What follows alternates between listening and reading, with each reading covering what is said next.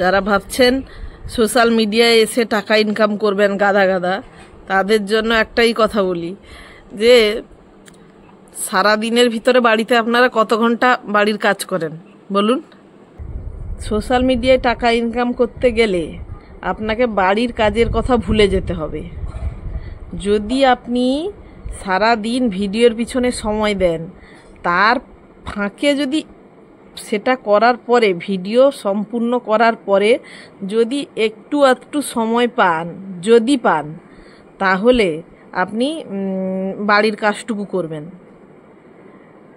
যদি আপনি ভেবে থাকেন যে আমি বাড়ির কাজ সুন্দর করে করব, যখনই একটু সময় পাবো তখনই ভিডিওটা বানাবো, তাহলে ভেবে থাকলে আপনার সোশ্যাল মিডিয়ায় আসা কোনো দরকার নেই, কারণ আমি ইনকাম করতে পারবেন না। অনেকে আছে বলে যে আমি বাড়ির ঘর সংসার সামলে যা একটু সময় পাই তাতেই আমি রোজগার করি। ওটা বলে দেয়, সেই বলাটাই ঠিক আছে, কথাটা শুনতে অনেক সুন্দর লাগে, কিন্তু ওইসব সব ফালতু কথা, কথার জন্যই কথা। কিন্তু সোশ্যাল টাকা ইনকাম করতে গেলে আপনাকে আগে সংসারের কাজ ভুলে যেতে হবে, আগে ভিডিও, তারপরে টাইম পেলে সংসার। যে কারণে আমরা আজ অবধি সোশ্যাল সাইট থেকে একটা টাকা ইনকাম করতে পারিনি। আমরা কি করি, আগে বাচ্চা কাচ্চা দেখি, আগে ঘরের কাজ সম্পূর্ণ করি, যদি কখনো একটু সময় পাই তখন ভিডিওটা করে নিই। আর যারা ইনকাম করে তারা সারা দিন ভিডিওর পিছনে পড়ে থাকে, সে যারা বানায় তারা ঠিক জানে। আরও যদি আপনি ভেবে থাকেন যে আপনি এডিট করবেন, আপনি পোস্ট করবেন, আপনি ভিডিও করবেন, আপনি এডিট করবেন, সব কাজটুকু আপনি করে আবার এদিকে ঘর সংসারের সব A to Z কাজ নিখুঁতভাবে সম্পূর্ণ করবেন, তাহলে এই হয়ে যাবে, এই তাড়াতাড়ি সব হয়ে যাবে। তাহলে ভেবে থাকলে আপনি ভুল। যারা দেখবেন, যাদের দেখবেন ক্যামেরা একজন করে পেছনে, বর হোক যে হোক, ধরে বয়ে বেড়াচ্ছে বউর পিছনে, বা ক্যামেরাম্যান আলাদা একজন রাখা আছে, বা কেউ তাকে এডিট করাতে হেল্প করে বা ভিডিওটা আপলোড করাতে হেল্প করে, সে হয়তো ভিডিওটা করে নিল, ছেড়ে দিল। কিন্তু আপনি যদি ভিডিও করা থেকে, এডিট থেকে, সম্পূর্ণ ভিডিওর যে কত কাজ থাকে,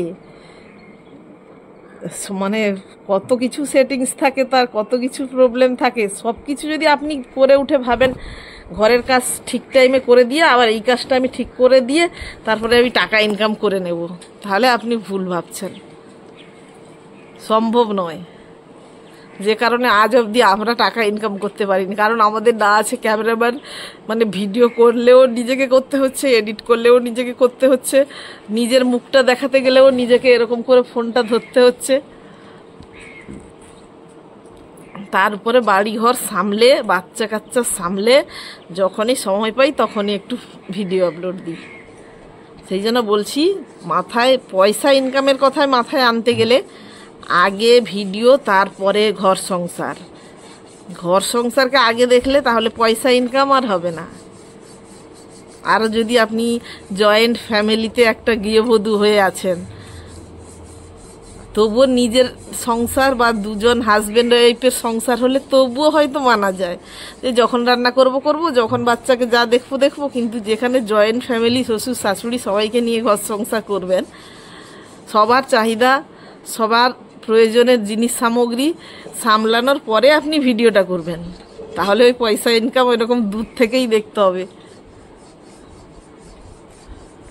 হ্যাঁ, যদি ওই সব কাজ আপনি ফেলে দিয়ে শুধু ভিডিওর পিছনে সারাদিন পড়ে থাকেন, তাও মনে হয় আপনি পয়সার মুখ দেখতে পাবেন। এই ছিল ছোট্ট বক্তব্য, যে আগে ভিডিও, তারপরে ঘরের কাজ, তাহলেই পয়সা।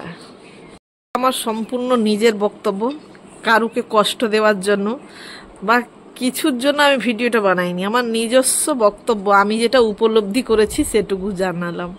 আজকের মতো টাটা।